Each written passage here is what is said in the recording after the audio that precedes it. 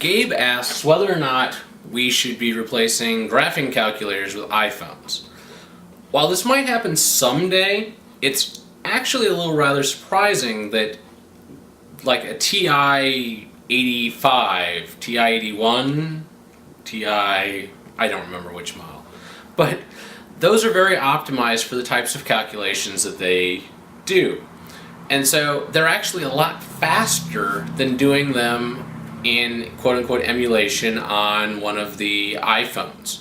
So I have an old HP reverse Polish notation graphing calculator, and it was blazing fast for plotting things in even 3 dimensions. And doing the emulator on a 3 gigahertz Pentium computer was a lot slower.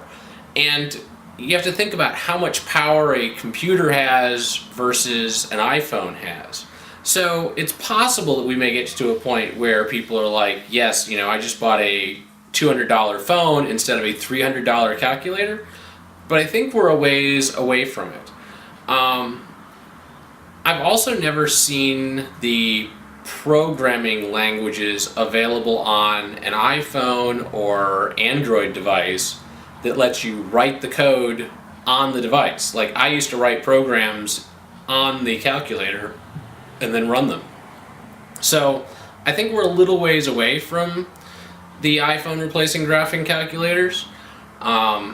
I know that's what everybody wants, but it's probably more likely that what we'll see is, because you don't use your graphing calculator 20 hours a day, or 8 hours a day, or probably more than 2 hours a day, we'll probably see graphing calculator apps live up in the cloud, because it would make a lot of sense that you'd have an app on the iPhone that what it did was talk to a very fast computer up in the cloud that could run that as more or less a web application.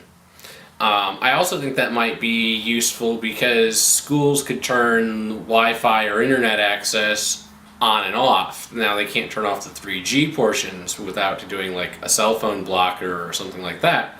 But I do think that it'll be quite a while before we actually see iPhones or Android devices with enough power to emulate what Texas Instruments and HP have done with their graphing calculators in the past.